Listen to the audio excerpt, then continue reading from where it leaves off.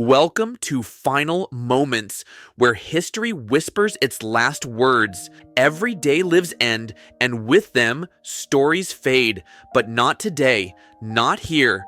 Today we resurrect the legacies of those who shaped the world in ways big and small. Scientists who changed medicine, activists who fought for justice, icons who defied convention, and voices that once spoke truth to power. If you believe every life leaves an imprint, hit that like button and subscribe, because history is written not just by those who live, but by those who remember. Now let's begin. Nadia Cassini, Gianna Lou Mueller, was born into a life of movement. Her parents, dancers and actors, were always on the road. She, however, found her own rhythm. One that led her from the neon-lit clubs of America to the gilded stages of Italy. Taking the name Nadia Cassini, she abandoned convention and made Europe her playground. By 1970, she had carved a path through the Italian film industry, first in Piero Vivarelli's Il Dio Serpente, a hypnotic, erotic thriller that set the tone for her career. Then came Pulp, 1972, where she stood alongside Michael Caine. Her presence an alluring contrast to the film's sharp wit, but it was the commedia sexy all'italiana of the late 70s that made her a household name. With Lino Banfi, she danced on the line between slapstick and seduction in films like L'insegnante balla, Con tutta la classe, and The Nurse in the Military Madhouse. Italy's cinema was shifting, and Cassini was at the center of its most indulgent spectacle. Beyond the screen, her life was no less dramatic. She married Igor Cassini, a journalist tied to the aristocracy, but their union was brief. With Greek actor Yorgo Voyagis, she had a daughter, Cassandra. Despite her success, she was no stranger to reinvention. In the 1980s, television became her stage, variety shows, music performances, and reinventions that kept her in the public eye. Then came the misstep, a botched plastic surgery that disfigured her face and silenced her career. A woman who thrived on visibility was now hidden. French television, brief returns to the US. She drifted, but the industry had moved on. Her legacy? A genre emblematic of its era. Films dismissed as frivolous, but undeniably part of Italy's cinematic fabric. She was a paradox, glamorous yet tragic, an outsider who became an icon. On March 18th, 2025, after a long illness, Nadia Cassini passed away in Reggio Calabria. Tuppy Owens. She was a scientist, a porn star, a sex therapist, and a fierce advocate for sexual freedom.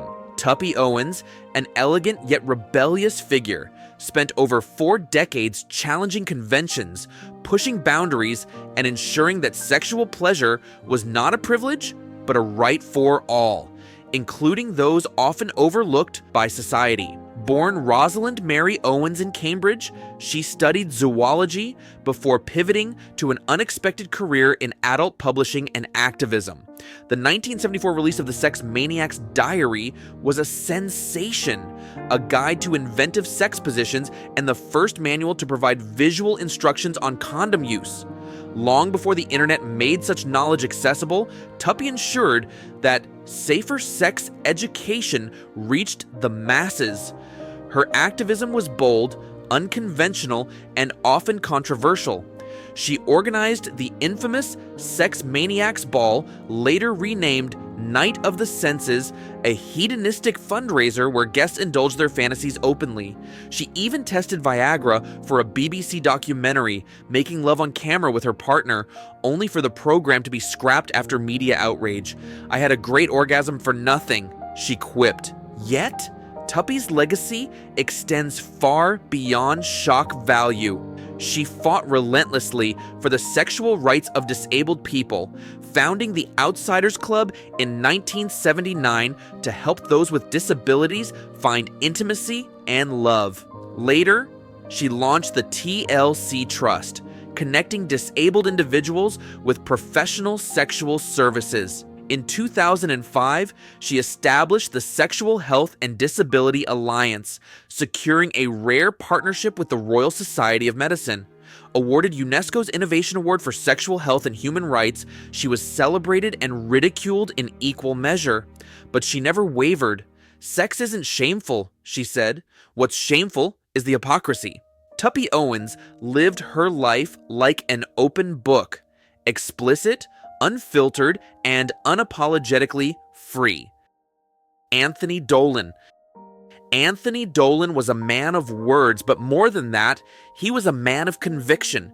His speeches shaped history, his journalism exposed corruption, and his ideas fueled a presidency that confronted the Cold War head-on. Born in 1948 in Norwalk, Connecticut, Dolan's path was clear early on. A devout Catholic and staunch anti-communist, his childhood was marked by a mother who studied the ideology's dangers under a former Soviet operative turned Catholic scholar. That early exposure to the ideological battle of the 20th century would define his career. His first major impact came not in politics, but in journalism.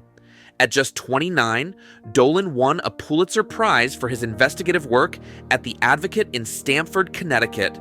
His exposés of municipal corruption and organized crime infiltration into the police force were fearless, setting a precedent for the kind of moral clarity he would later bring to speechwriting. In 1980, Dolan found his way to Ronald Reagan's campaign thanks to an endorsement from William F. Buckley Jr.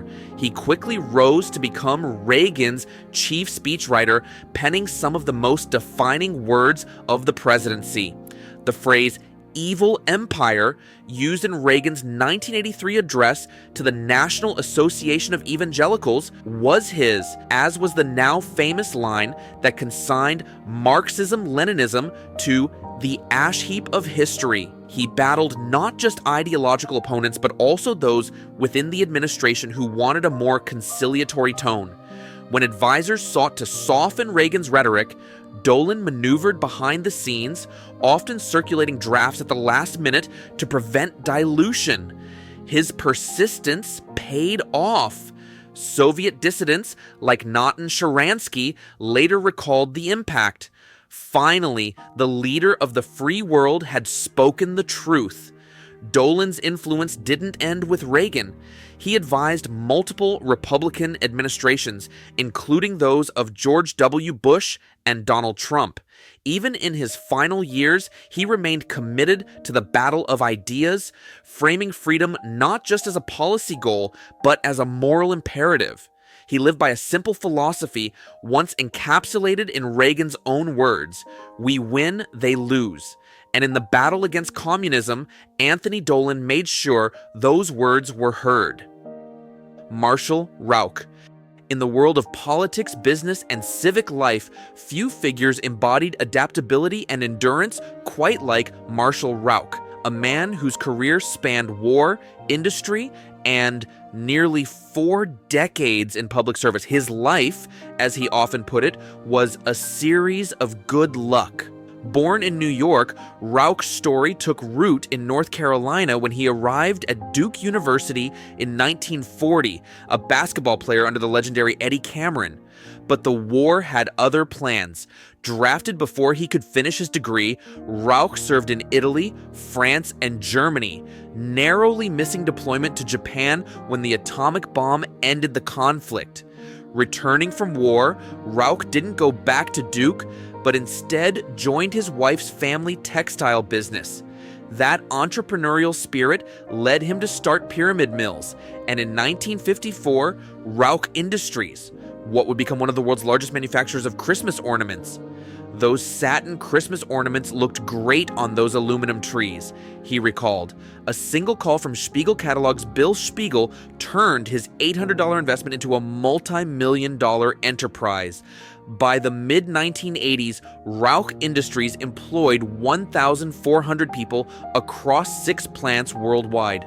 While building his fortune, Rauch also built bridges. Before Gaston County integrated schools, he and pharmacist N.A. Smith worked behind the scenes to ease racial tensions. That same dedication carried him through 24 years in the North Carolina Senate, where he became the longest-serving Jewish senator in state history. His legacy is more than just politics or business. In later years, he helped launch his grandson's pharmacy and made an unlikely but incredibly lucrative investment in Red Ventures, a company now employing thousands. "I never worked a day in my life," he said. "I enjoyed every bit of it." Lou Kushnick. The streets of Manchester became home to a Brooklyn-born scholar whose legacy reshaped conversations on race and inequality.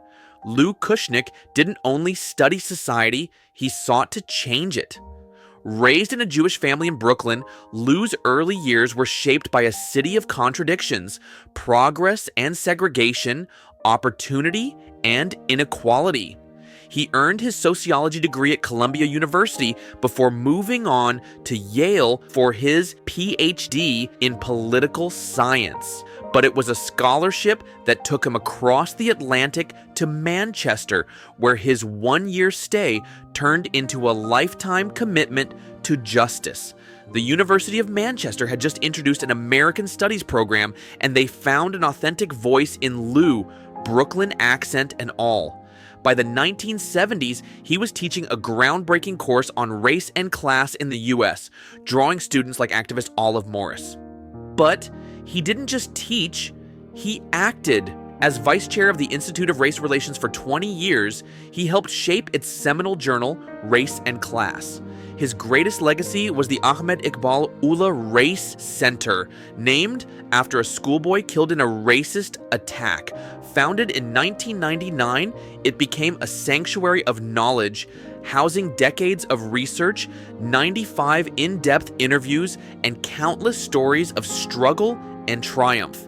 Professor Bridget Byrne of Code described Lou as a man of vast knowledge, humor, and kindness, one whose work leaves a long-term impact on the city and university. Professor Claire Alexander echoed this, calling him a scholar activist, a rare breed who bridged academia and grassroots change. Even in retirement, he remained the center's director, ensuring that its resources served as both a historical archive and a catalyst for anti-racist activism. His research tackled racial inequality in policing, health, and politics, making waves on both sides of the Atlantic.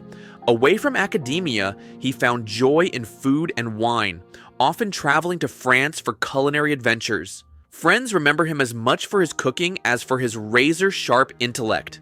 Manchester was never the plan, but Lou Kushnick made it his home, and in doing so, he gave the city and the world a body of work that will continue to challenge, educate, and inspire. Martin Skirrow. A microscope's lens often reveals what the naked eye cannot, a world teeming with unseen forces shaping human health. One Sunday morning in 1975, Dr. Martin Skirrow peered through his microscope at Worcester Royal Infirmary and saw something that would redefine our understanding of bacterial infections. Tiny, darting rods twisting through a blood sample from a gravely ill infant. What he found was Campylobacter, a bacterium that had long troubled veterinarians but had never been properly identified as a cause of human disease. Few scientists are fortunate enough to stumble onto discoveries with far-reaching consequences. Skirrow's work transformed Campylobacter from an obscure footnote into the most common cause of bacterial diarrheal illness worldwide. His 1977 paper, Campylobacter enteritis, a new disease, provided a method to isolate and culture the bacteria, a process previously so difficult that many had dismissed its significance. By developing a selective agar medium that eliminated competing organisms, Skirrow gave the scientific community the tools to properly study the pathogen. His paper remains one of the most cited in the history of the British Medical Journal. For a scientist of such precision, his openness to unorthodox ideas set him apart. When two Australian doctors, Barry Marshall and Robin Warren, proposed that bacteria, not excess stomach acid, caused peptic ulcers, few believed them, but Skirrow did. He invited Marshall to present his findings at an international Campylobacter symposium in 1983, providing a platform when others ignored him. Later, in Worcester, Marshall and Skirrow's team successfully isolated Helicobacter pylori, laying the foundation for a discovery that would win a Nobel Prize. Skirrow retired in 1989, but never left the world of microbiology. He continued writing, attending conferences, and even discovered a new species of spider in his later years. He passed away, leaving behind a legacy that continues to shape medicine. The Christmas card he sent every year never arrived in 2024, but the impact of his work remains, etched into the very fabric of microbiological science.